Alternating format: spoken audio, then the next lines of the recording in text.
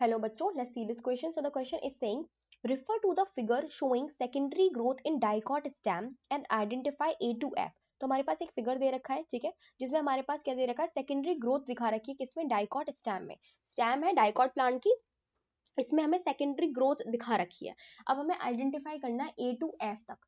तो ए में बेटा सबसे बाहर की तरफ अगर इसमें सेकेंडरी ग्रोथ हो चुकी है, ठीक है, तो यानी कि इसमें सेकेंडरी प्रोडक्टिव टिश्यू भी बन चुका होगा।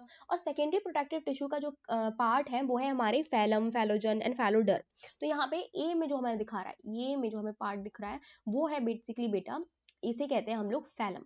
क्या कहते हैं, phellem. Phellem is also known as phellem and phellem is also known as cork.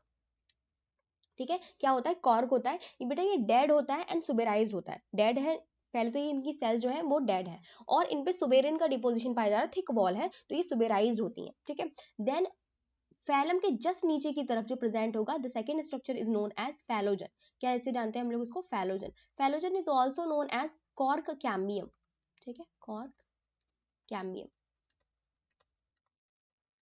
ठीक है, बेसिकली कॉर्क कैमिया फैलोजन ही होता है जो किसको, ये फैलोजन जो होता है ये बनता है कॉर्टेक्स से बनता है। ठीक है, और ये जो बनता है फैलोजन यही बनाता है किसको, फैलम को। यही किसको बनाता है, इससे अपने बाहर की तरफ जो सेल्स को ये कट आउट करता है वो फैलम बन जाती है। ठीक है, देन वी हैव सी। तो सी इंडिकेट कर रहा है इस लंबी सी लाइन को। ठीक है, मैं अलग कलर से दिखा देती हूँ। सी जिस किस चीज को इंडिकेट कर रहा है, this long red line.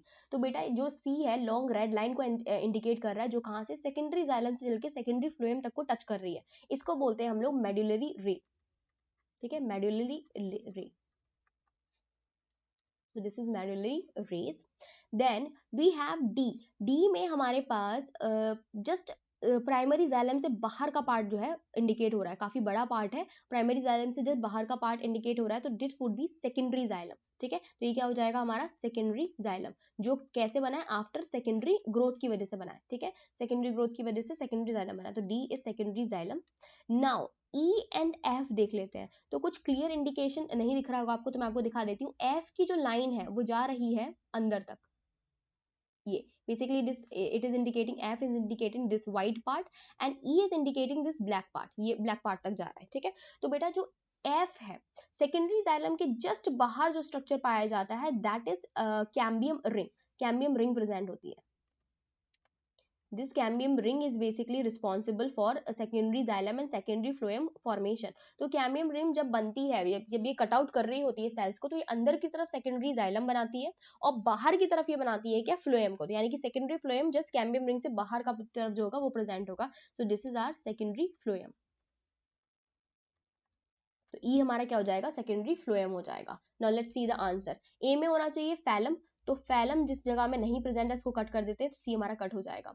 Now B में होना चाहिए हमारा फैलोजन, तो फैलोजन जिस जगह पे नहीं प्रेजेंट है इसको कट करें तो सब में प्रेजेंट है। सी में हमारा होना चाहिए मेडुलरी रेस, तो बेटा डी में नहीं प्रेजेंट, डी में कैम्बियम रिंग बोल रहा है तो उसे कट कर देंगे हम लोग। अब हमारा कॉम्पिटिशन सिर्फ ए एंड बी के बीच में बचा है। डी में होना चाहिए हमारा सेकेंडरी जाइलम, तो डी में यहाँ सेकेंडरी फ्लोएम दे रखा है तो हम बी को भी कट कर देंगे। Now let's move to E में होना चाहिए सेकेंडरी फ्लोएम, तो सेकेंडरी फ्लोएम है। एफ में होना चाहिए कैम्बियम रिंग, तो कैम्बियम रिंग प्रेजेंट है, तो A is the right answer. I hope आपको समझ में आया होगा। Best of luck.